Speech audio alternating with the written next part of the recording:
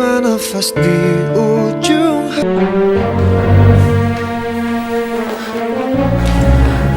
Danang, kamu mau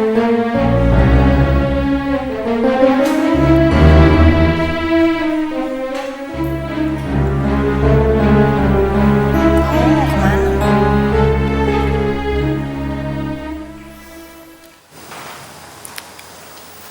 Aku mau berangkat ke luar negeri. Kok kamu berangkatnya sekarang sih? Katanya kamu ngajak aku. Kamu nggak mau nungguin sampai perceraian aku sama Dimas selesai, baru kita berangkat. Tenang.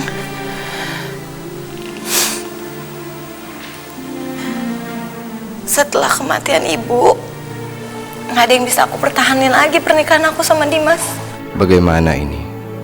Aku sudah janji sama Dimas tidak akan mengganggu rumah tangganya lagi. Tapi aku juga gak akan tega membiarkan Liana hidup sendiri jika nanti dia benar-benar sudah bercerai dengan Dimas. Biar bagaimanapun, aku masih mencintai dia. Aku mohon, Dana. Kamu jangan tinggalin aku ya. Ibu udah gak ada. Terus kamu mau ninggalin aku juga. Katanya kamu cinta sama aku. Katanya kamu gak mau ninggalin aku. Kamu ninggalin aku sih.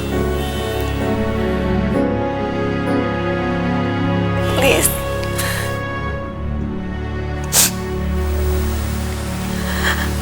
Jangan pergi ya.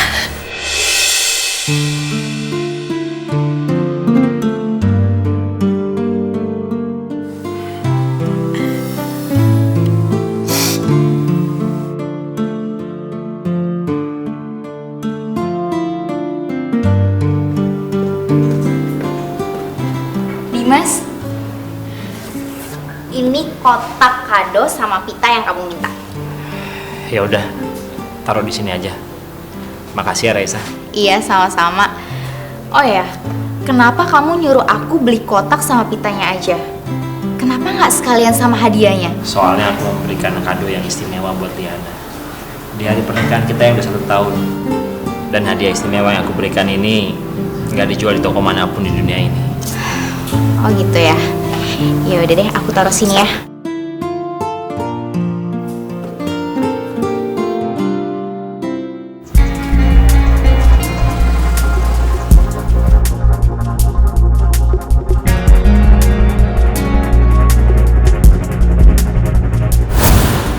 Satu-satunya kebahagiaan aku dicerai dari kamu.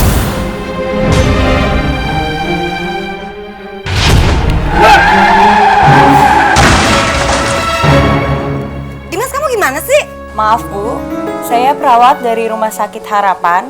Pemilik handphone ini bernama Pak Dimas. Pak Dimas mengalami kecelakaan yang baru saja dibawa oleh warga kemari. Pak Dimas sekarang berada di ruang ICU. Apa?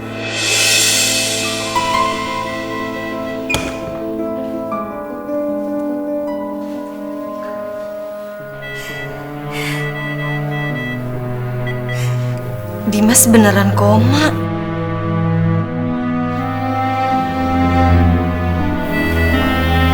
Liana.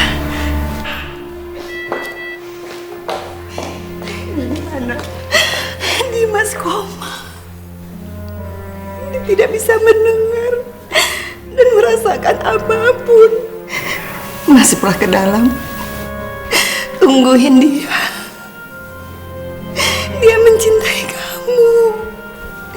Siapa tahu dengan kehadiran kamu, dia sadar dari komanya.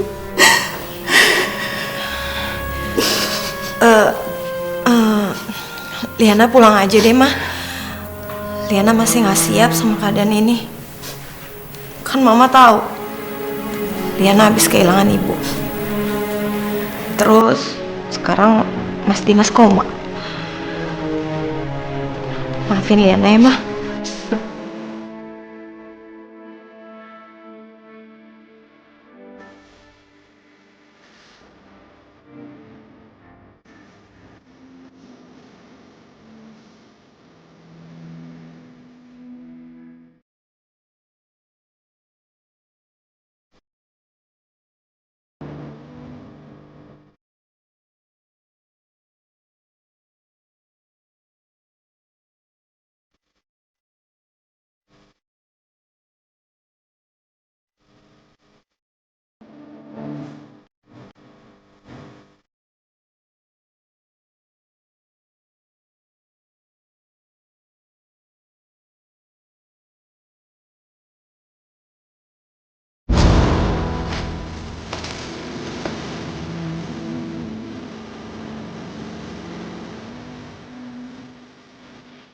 Gak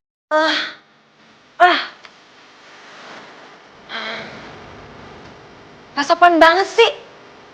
Pagi udah bukan jendela orang.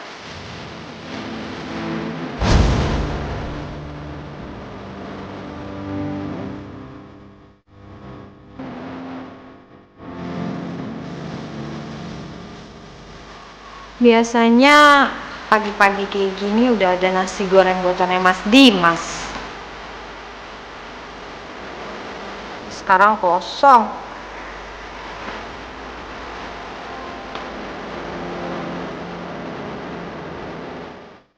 Garamnya mana sih? Belum matang ini telur. Tuh nggak ada.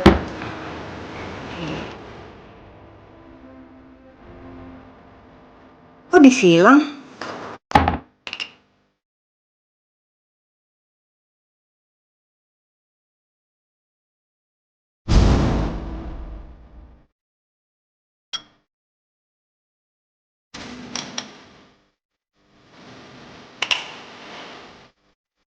Kamu lupa ya, kamu kan nggak boleh lagi makan pakai garam. Ingat loh, hipertensi kamu. Kenapa aku tiba-tiba sering ingat sama Mas Dimas ya? Ini buat kamu. Makasih. Iya sayang. Kamu makan kepitingnya nggak usah banyak-banyak ya. Cuma boleh segitu supaya kolesterol kamu nggak naik. Juga nggak membahayakan tekanan darah tinggi kamu yang sering naik.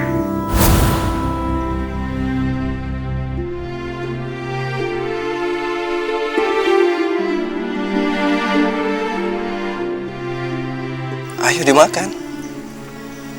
Habisin aja semuanya sayang. Wah, kamu udah lusuh banget tuh. Ya. Kamu tahu nggak? Kalau aku nggak boleh makan kepiting. Emang kenapa? Kamu alergi?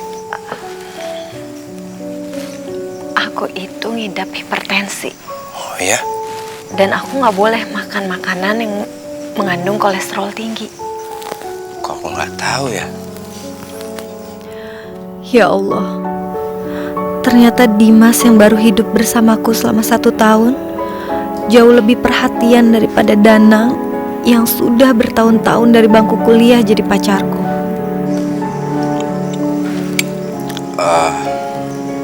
Liana, sebenarnya aku mau ngomong sama kamu. Kalau aku kayaknya udah nggak bisa lagi nunggu kamu untuk lebih lama.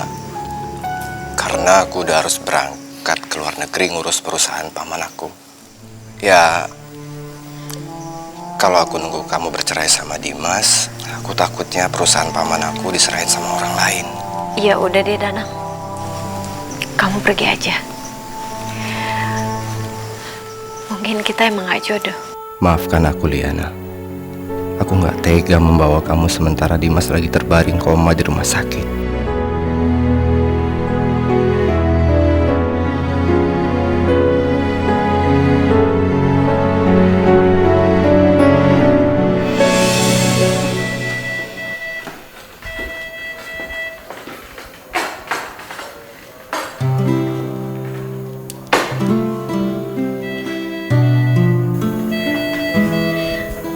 Kabar sahabat masa kecilku, gimana keadaan kamu hari ini? Kamu harus kuat ya, kamu harus sembuh biar kita bisa main, kita bisa ketawa-tawa lagi. Oh iya, aku bawain iPod yang isinya lagu-lagu kesukaan kamu. Kamu dengerin ya.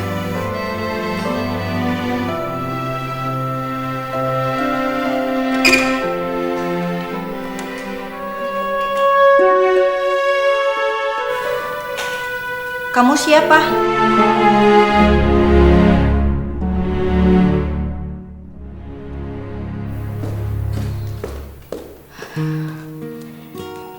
Namaku Raisa.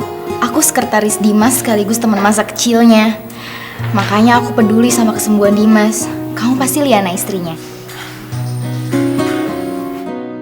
Kok kamu kenal aku? Iya, Dimas sering ceritain tentang kamu. Dimas juga sering nunjukin foto kamu ke aku. Kamu sering ya jenguk Dimas di sini? Setiap malam sepulang aku kantor, aku pasti sempetin untuk jenguk Dimas. Aku berusaha untuk Dimas kembali dari masa komanya, biar Dimas cepat sembuh. Seharusnya aku yang nemenin Dimas di sini, bukannya kamu. Liana, aku nggak ada maksud. Enggak kok, nggak apa-apa. Aku nggak marah. Aku makasih sama kamu karena kamu udah bantuin aku buat nyembuhin Dimas juga. Syukurlah, aku takut kamu salah paham. Enggak kok. Aku mau minta tolong sama kamu. Aku mau kenal lebih jauh lagi suami aku lewat kamu. Walaupun aku istrinya, pengetahuan aku sangat minim tentang dia. Aku akan bantu kamu. Aku akan perkenalkan Dimas dari Dimas masih kecil sampai Dimas dewasa. Biar kamu bisa membantu Dimas untuk sembuh. Tapi kamu ingat ya, kalau Dimas sudah sembuh, kamu harus support Dimas. Tapi aku nggak tahu gimana caranya ngurusin orang koma. Kamu ceritain aja pengalaman-pengalaman yang indah bersama Dimas. Ya Allah, pengalaman indah apa yang pernah dirasakan Dimas bersamaku? Yang ada hanya pengalaman buruk yang selalu aku berikan ke dia.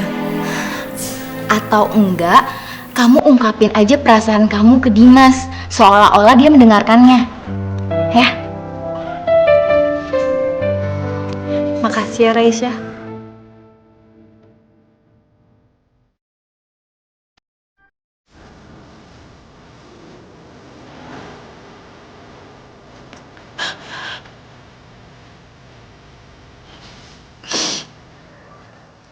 Mas Dimas,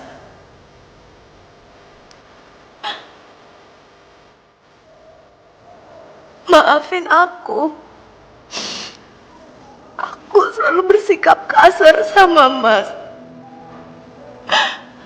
Aku tidak pernah menghargai, sayang Mas, cinta Mas sama aku. Aku bukan istri yang baik, Mas. Mas, aku janji kalau nanti Mas sembuh, aku akan jadi istri yang baik buat Mas. Aku akan merawat Mas. Aku akan menjaga Mas. Aku gak akan pernah nyakitin Mas Dimas lagi. Mas Dimas coba sembuh ya. Mas Dimas bangun ya Mas. Aku mau jadi istri yang baik buat Mas.